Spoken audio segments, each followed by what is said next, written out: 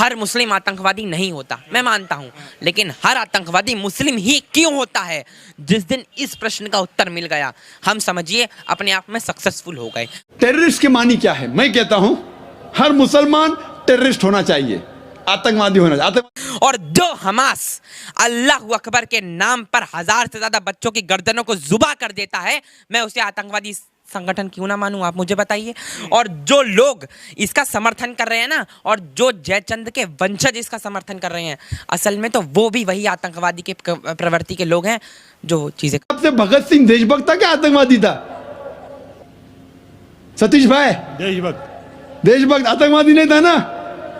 था के भगत सिंह देशभक्त था क्या आतंकवादी था? देशभक्त। हाँ, मैं भी समझता हूँ देशभक्त था। हम अंग्रेज की बात को नहीं मानते। तो जब अंग्रेज टेलीविजन पे कहते हैं, CNN BBC पे, कि मुसलमान आतंकवादी, आप क्यों मानते? आप कुरान को उठा के देखेंगे ना, तो कुरान में साफ साफ लिखा है, मोहम्मद पैगंबर साहब के साफ साफ शब्द हैं, साफ साफ शब्द जो मौलाना बनते हैं ना, और जो 72 जवान हूरों की चाहत रखते हैं, उनसे ही पूछ रहा हूँ।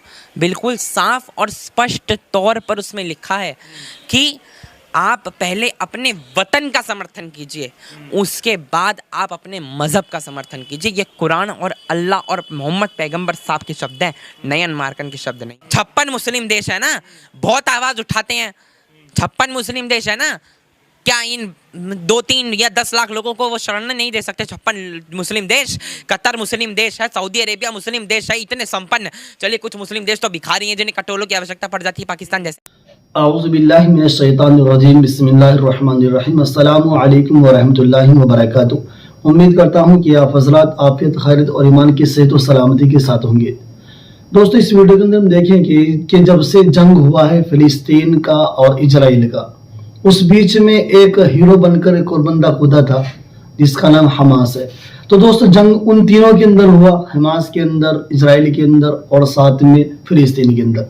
मगर इस बीच उनका जंग वहां से ही, मगर हिंदुस्तान के अंदर एक नया जंग शुरू हुआ और बात आ जाती है हिंदू और मुसलमान की। इस पर एक मुसलमान दूसरे को, दूसरा मुसलमान तीसरे को, एक गैर मुस्लिम मुसलमानों को इस तरीके से टारगेट करता है जैसे कि ये लोग वहां पर हकीकत की चश्मदीद गवाते। तो दोस्तों, इसकी इस तरह की क्या हकीकत होती है, क्या इस मुसलमानों को इस तरीके से लोग टारगेट करते हैं, इसकी पूरी क्या हकीकत है?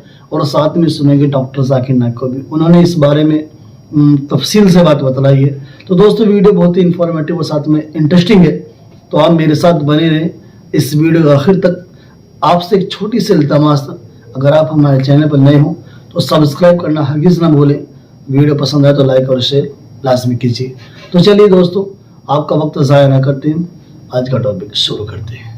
और जो हमास अल्लाह अकबर के नाम पर 1000 से ज्यादा बच्चों की गर्दनों को जुबा कर देता है, मैं उसे आतंकवादी संगठन क्यों ना मानूं? आप मुझे बताइए। और जो लोग इसका समर्थन कर रहे हैं ना, और जो जयचंद के वंशज इसका समर्थन कर रहे हैं, असल में तो वो भी वही आतंकवादी के प्रवृत्ति के लोग हैं जो चीज़ें करते हैं। वो तो कह रहे हैं ना कि नहीं, हम हमास के साथ नहीं है, हम तो उन बेचारे फिलिस्तीनियों के साथ है। अब देखिए, समाजवादी पार्टी के नेता ने जो ट्वीट किया था कि ए फिलिस्तीन के मुजाहिदों, तुम्हारी शहादत को मेरा सलाम। जो आपने केरल के बारे में मुझसे पूछा, देखिए बड़ी रोचक कहानी है। क्रोनोलॉजी को समझिए कि हमारे देश में भी कश्मीर हुआ, हमारे देश में भी कश्मीरी पंडितों का नरसंहार हुआ, हमारे देश में तमिल में 100 वर्ष पहले गांधी जी के सामने जब हजारों हिंदुओं का कत्लेआम हुआ था तुर्की के खलीफा के नाम पर, सबने देखा, सब मौन थे उस पर। लेकिन बात जब हिंदुओं की आती है सब मौन होते हैं, जब बात इजराइल की आती है सब मौन होते हैं, लेकिन जब बात कुछ चंद प्रतिशत वोटों की आती है तो ये लोग कैसे उड़ जाते हैं।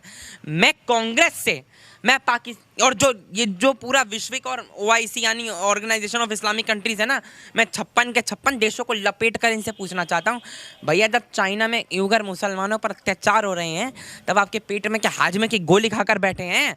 तब आपके मुंह से आ और ऊ कुछ नहीं निकलता? चाइना तो आपका बाप है, जैसे आप उसकी ऐसे पूजा करते हैं। और बिल्कुल सही और सत्य तौर पर इजराइल का जो समर्थन करता है वो इंसानियत का समर्थन करता है, लेकिन जो हमास जैसे आतंकवादियों का समर्थन करता है वो उनका समर्थन। और INDIA यानी घमंडिया या आतंकवादी समर्थक गठबंधन जिसकी आप बात कर रहे हैं, ये पूरा का पूरा है तो वही। क्योंकि जो लोग बाटला हाउस पर रोते हों, जो लोग सुप्रीम कोर्ट को 3 बजे खटखटाने के लिए आतंकवादियों के लिए मजबूर करते हों, और जो लोग ये कार्य करते हों, उनको तो बेशक आतंकवादियों के तताइयों पर दर्द होगा ही होगा। बिल्कुल सही बात है। और जो लोग पठान और जो लोग बालाकोट एयर स्ट्राइक के सबूत मांगते हों, उनके तो पेट में गुड़गुड़ होगी ही होगी। वो कह रहे हैं कि फिलिस्तीन में मासूम मारे जा रहे हैं, जैसे ओवैसी ने बोला कि फिलिस्तीन जिंदाबाद, अल-अक्सा मस्जिद जिंदाबाद, फिलिस्तीन के मुजाहिदों की बात। पैलेस्तीन चले जाइए, पैलेस्तीन चले जाइए, मैं टिकट करवा देता हूँ, पैलेस्तीन चले जाइए। ओवैसी के पास जितने पैसे होंगे पैलेस्तीन जा सकते हैं, 4 बार के सांसद हैं। पैलेस्तीन चले जाइए, वहां जाके करिए रोड़ा, वहां जाके बोलिए, वहां क्या दिक्कत नहीं है आपको। आप पैलेस्तीन नहीं, एक मिनट, आप पैलेस्तीन में जाके बोलिए। आपको पैलेस्तीन का समर्थन करना है, पैलेस्तीन में जाके बोलिए। जो लोग पाकिस्तान का समर्थन करते हैं, जो लोग कनाडा का समर्थन करते हैं, हमारे यहाँ पे कुछ जयचंद बैठे हुए हैं जो कनाडा का समर्थन करते थे खालिस्तान के लिए, वो कनाडा में जाके बस चुके हैं। तो वैसे ही अगर इन लोगों को दिक्कत है तो वो जाके वहां बैठे ना, पैलेस्तीन में जाके शरण मांगे, पैलेस्तीन में जाके करें ना। इजराइल ने 72 ऊँटों की याद दिला दी तो मैं भी नयन मार्कर नहीं। ओवैसी कह रहे हैं I am an Indian by choice, मैं अपनी मर्जी से भारत में रुका हूं, हमारे पास ऑप्शन था पाकिस्तान जाने का, पर हमारी जो देशभक्ति है वो भारत के साथ है, इसलिए हम भारत से नहीं गए। कोई उन्हें नहीं बोल सकता कि पाकिस्तान चले जाए, फिलिस्तीन चले जाए। और उनका उम्मा को देखा है, उसैन बोल्ट को देखा है आपने? कौन है वो? रेसर है, रेसर है ना, रनिंग करते हैं। जब भारत माता की जय और वंदे मातरम की बात आती है ना, तो असुद्दीन ओवैसी भी उसेन बोल्ट ही बन जाते हैं। ढूंढते हुए भागते हुए नजर आते हैं। और जिन समाजवादी पार्टी के नेताओं की आप बात कर रहे हैं ना, चाहे वो आपके एसटी हसन हो, जिन्हें आप नहीं बोल पा रहे हैं, मैं बोल देता हूँ, चाहे वो अपने क्या कहते हैं वहाँ के सांसद हो, बकरुद्दीन, क्या नाम है उनका, मुझे ध्यान नहीं, फकरुद्दीन जो भी नाम है उनका, ये सारे एक ही थाली के चट्टे बट्टे तो हैं ही। और अगर इनको हमास की, अगर इनको, और आप केरला की कोरोनोलॉजी को समझिए, केरला लेफ्ट के शासन में आतंकवाद का गढ़ बन चुका है। हमारा उम्मा है, यूनिवर्सल मुस्लिम ब्रदरहुड, अगर पूरी दुनिया में मुसलमानों के साथ कहीं गलत होगा, क्या किसी मस्जिद पर हमला किया जाएगा, तो पूरी दुनिया के मुसलमान उम्मा के नाम पर एक साथ एकजुट खड़े होंगे। देश के साथ खड़े होना नहीं है आप, मतलब Bharat, India is going to be where it is, Muslims only want their religion, it is your purity, आपके लिए फर्स्ट रिलीजन है, फिर कंट्री है। जबकि ये वही जयचंद है, मैं कह रहा हूँ ना, ये वही जयचंद है। आप कुरान को उठा के देखेंगे ना, तो कुरान में साफ साफ लिखा है, मोहम्मद पैगंबर साहब के साफ साफ शब्द हैं, साफ साफ शब्द।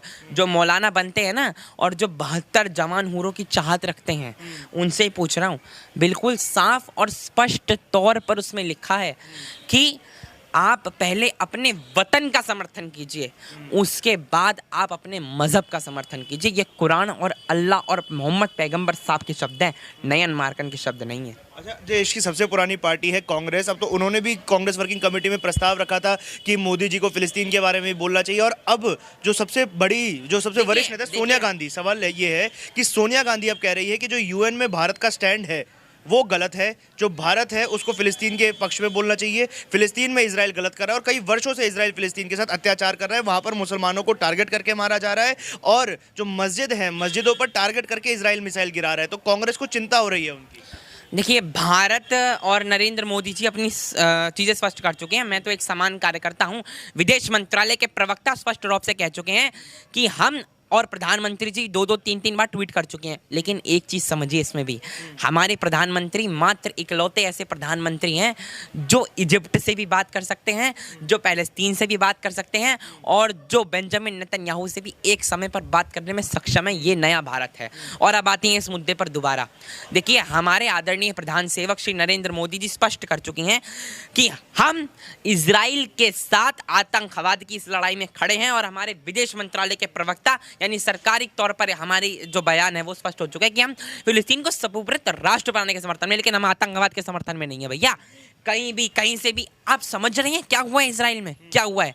हमास के लोग पहले आए, पागलों की तरह गोलियां चलाते आए, फिर फ्यूटस मतलब माफ कीजिए, क्या होता है फ्यूटस?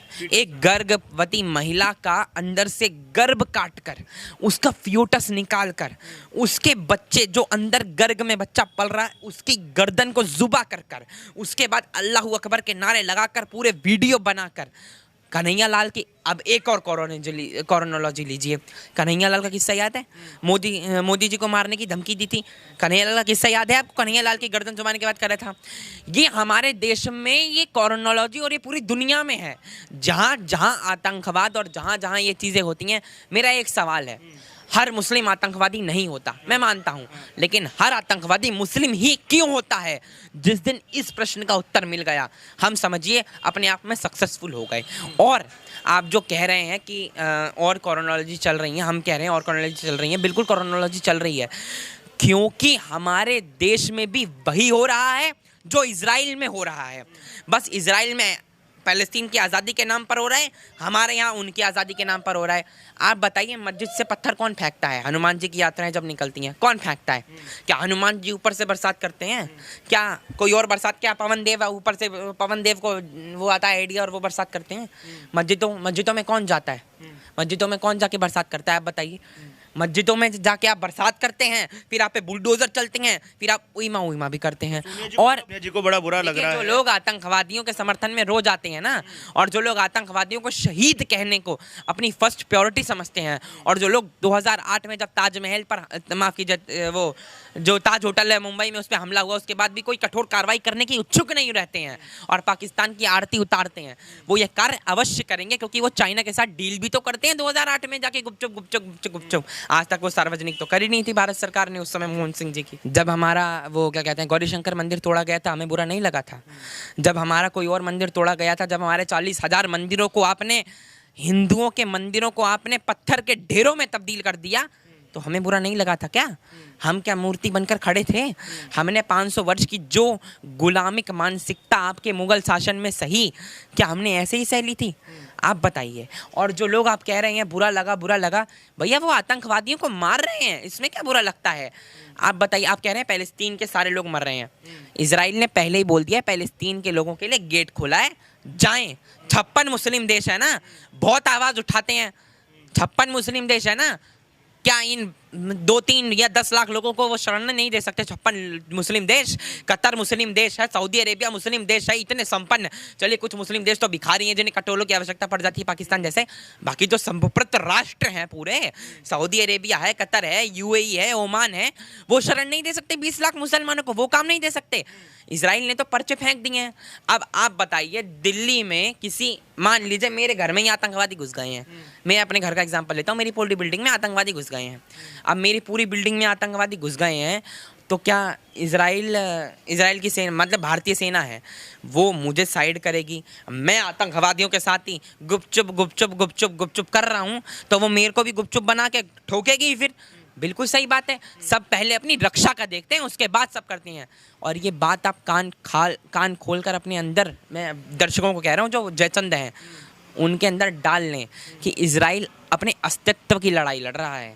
इजराइल अगर एक बार हार गया ना, तो उसे पता है ये मुस्लिम लोग, उस मानसिकता के मुस्लिम लोग, कट्टर इस्लामिक जिहादी, हमें नोच कर हमारी बहनों को भी उसी तरीके से तड़प कर मारेंगे जैसे और कश्मीरी हिंदुओं के नरसंहार का जिम्मेदार हुआ, वैसे इजराइल होगा। इसीलिए इजराइल कभी हारता नहीं है, इसीलिए एक के बजाय 10 का बदला लेता है और बिल्कुल सही कर रहा है। और जो अपने मस्जिदों की बात करी, अगर मस्जिद में आतंकवादी घुसेंगे ना, और अगर कहीं भी आतंक, मैं तो अपने धार्मिक प्लेसों को ले लेता हूँ, वैसे तो घुसते हैं नहीं क्योंकि हमारे धर्म में होते भी नहीं है, हमारा धर्म इतना कट्टर है नहीं, लेकिन अगर होंगे भी तो मैं बिल्कुल समर्थन में उसके, क्योंकि पहले हमारा देश है, उसके बाद धर्म है। आपने पाकिस्तान की बात करी तो एक आखिरी सवाल हम पाकिस्तान से मिलता जुलता ही ले लेते हैं। जो आज लोग कह रहे हैं कि हमारा यूनिवर्सल मुस्लिम ब्रदरहुड है, उम्मा है, तो अगर कहीं पर भी मुसलमानों के साथ गलत होगा, जेनोसाइड होता है कि उम्मा है हमारा, तो अपने साथ खड़ा होना, अपने मुसलमान भाइयों के साथ खड़ा। हाँ, तो मतलब उम्मा का मतलब है कि हमारे साथ जेनोसाइड हो रहा है फ़लस्तीनी मुसलमानों के साथ। जेनोसाइड तब नहीं हुआ जब क्या कहते हैं बच्चों का आपने गर्दन ज़ुबा कर दी। जेनोसाइड तब नहीं हुआ जब अल्लाह अकबर के नाम पर आपने कितने हिंदुओं के जनेऊ को, औरंगज़ेब, कौन था औरंगज़ेब? इनका मामा ही था। औरंगज़ेब ने क्या किया था? औरंगज़ेब ने भी तो बच्चों की गर्दनों को ज़ुबा कर दिया था। औरंगज़ेब ने सिख बच्चों के साथ क्या किया था और शहजादों के साथ क्या किया था, क्या पूरी दुनिया जानती है। पूरी गुरु तेज बहादुर जी के साथ क्या किया था पूरी दुनिया जानती है। क्या किया था? गर्दन ज़ुबा कर दी थी ना। शिवाजी जी के साथ तो चमड़ी पूरी उखाड़ कर अलग कर दी थी। हिंदू जो नहीं मानते थे उनकी बहनों को, जिस्म को ऐसे नोच देता था। जो नहीं करते थे उनके साथ के जेनोसाइड नहीं हुआ था, उनके साथ होली खेली गई थी। बता दे जयचंद। और एक और आखिरी स्पष्ट तौर पर, गेट खुला है, जाइए, दफा होइए, भारत को आप जैसे लोगों की जरूरत नहीं है। हाँ, पर आखिरी सवाल मेरा ये था कि जो आज लोग कह रहे हैं हमारा यूनिवर्सल मुस्लिम ब्रदरहुड है, अगर देश में या दुनिया में कहीं भी मुसलमानों के साथ कुछ गलत होगा तो पूरी दुनिया के मुसलमान साथ खड़े होंगे। कल को अगर भारत और पाकिस्तान का युद्ध होता है तो क्या ये यूनिवर्सल मुस्लिम ब्रदरहुड वहाँ भी दिखेगा? और यही लोग जो आज हमास जैसे आतंकवादी संगठन का समर्थन कर रहे हैं, कल को पाकिस्तान का भी समर्थन कर सकते हैं? देखिए, हमारे देश में कभी ऐसा होगा नहीं मुसलमानों पर, पहली बात तो ये है। जब ऐसा होगा ही नहीं तो ऐसा सोचना नहीं चाहिए। लेकिन जो लोग आप कह रहे हैं कि जो लोग यूनिवर्सल मुस्लिम ब्रदरहुड यानी UMW की बात कर रहे हैं, यूनिवर्सल मुस्लिम UMB, यूनिवर्सल मुस्लिम ब्रदरहुड की, तो आप मुझे बताइए ये यूनिवर्सल मुस्लिम ब्रदरहुड क्यूगर के मुसलमानों पर कहाँ चला जाता है भैया? चीन में क्या यही माइक उनके मुंह में ठूस दिया जाता है? आप मुझे बताइए, चीन में तो 2.5, यहाँ तो चलिए 2-3 लाख मुसलमानों की बात है, 20-30 लाख मुसलमानों की बात है गाजा में, वहाँ तो 2.5 करोड़ मुसलमानों के मंदिरों के आप मोहम्मद नाम रख के दिखा दीजिए, अगले दिन ही चाइना आपका क्या हाल करेगा? 10 लाख से ज्यादा तो शरणार्थी बन के बैठे हैं अपने ही घर में वहां पर। वहां तो आओ उन्हीं नहीं गलती, क्यों? क्योंकि पता है चाइना थूथड़ी तोड़ देगा। मेरा नाम सतीश सिंह है। डॉक्टर जाकिर नाइक साहब, मैं 2 दिन से आपकी तकरीर सुन रहा हूँ। आपके तकरीर में मेरे समझ में ये आ रहा है कि कुरान में सबसे ज़्यादा इंसानियत है। मेरा सवाल ये है कि दुनिया में हम जो प्रैक्टिकली दुनिया में देख रहे हैं, ये मुस्लिम ही ज़्यादा सबसे आतंकवादी है, और जो मासूम लोगों की हत्या कर रहे हैं, तो इंसानियत कहाँ है? माशाल्लाह, भाई साहब ने 2 दिन तकरीर सुनी और उसे यकीन हो गया है क्या कुरान में सबसे ज़्यादा इंसानियत है। माशाल्लाह, उसके मुबारक देता हूँ। लेकिन सवाल अहम है, सवाल गलत नहीं, आपका सवाल सही है।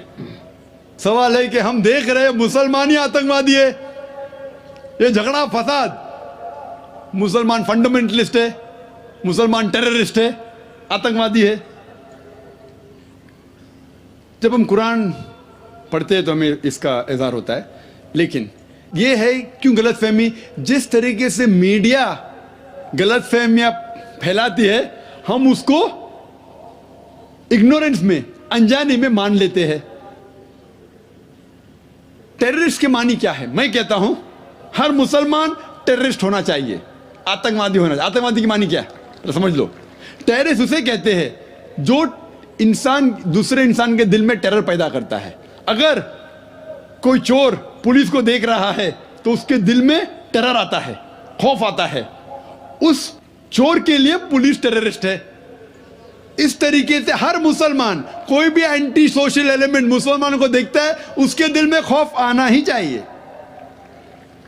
अगर कोई चोर मुसलमान को देखता है, कोई बलात्कार करने वाला मुसलमान को देखता है, कोई भी एंटी सोशल एलिमेंट मुसलमान को देखता है, उसके दिल में खौफ होना ही चाहिए।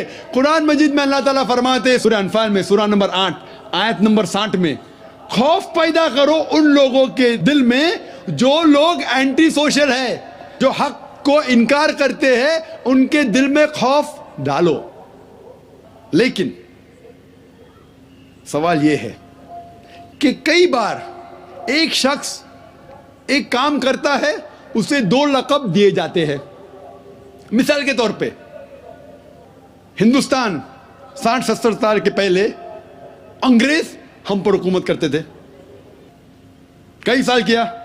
बहुत से हमारे इस देश के हिंदुस्तानी थे जो इस देश की आजादी के लिए झगड़ा कर रहे थे।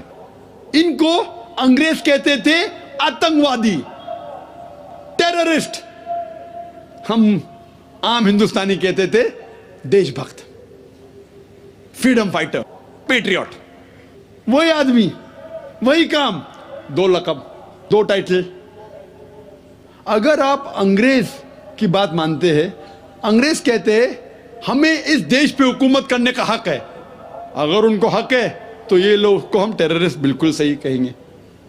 लेकिन आम हिंदुस्तानी कहता है ये अंग्रेज तो तिजारत करने आए थे, इनको हम पे हुकूमत करने का क्या हक है?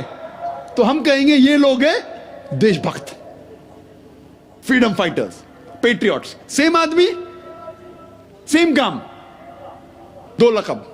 वही आदमी, वही काम, 2 लक़ब। अगर आप अंग्रेज की बात को मानते हैं कि अंग्रेज को हक है इस देश पे हुकूमत करने का, हम मानेंगे कि वो आतंकवादी है, चाहे वो भगत सिंह हो या लेकिन आम हिंदुस्तानी कहेंगे नहीं, ये तो देशभक्त है। तो आप किसके नजरिए से देखते हैं चीज को, फिर आप फैसला करेंगे वो आतंकवादी है क्या देशभक्त। आपके हिसाब से भगत सिंह देशभक्त था क्या आतंकवादी था? सतीश भाई, देशभक्त आतंकवादी नहीं था ना?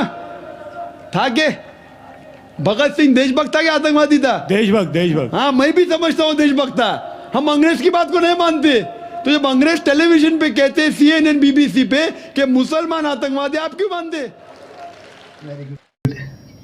ये बात सही है कि इंसान जो कोई दो अमल करता है, कोई बंदा अमल करता है, तो उसके मकसद दो होते हैं। इसलिए जैसे देशभक्त की उन्होंने बहुत अच्छी और बहुत बेहतर मिसाल दी है कि कुछ लोग आतंकवादी बोलते थे भगत सिंह को, सुभाष चंद्र बोस को, महात्मा गांधी को, और इसके अलावा आम हिंदुस्तानी बोलता था कि देशभक्त है। तो हमने जिसका नज़ीरा सुना उसकी बात हम मान गए। इसलिए दोस्तों, बिला तहकीक किसी इंसान को उसके ऊपर इल्ज़ाम लगाना ये सही नहीं है। तो दोस्तों, वीडियो इंशाल्लाह मुझे पसंद आई होगी। पसंद आए तो लाइक और शेयर लाजमी कीजिए। मुलाकात होगी इंशाल्लाह आपसे नए टॉपिक के साथ, नए मुद्दे के साथ। जब तक के लिए अल्लाह हाफिज़।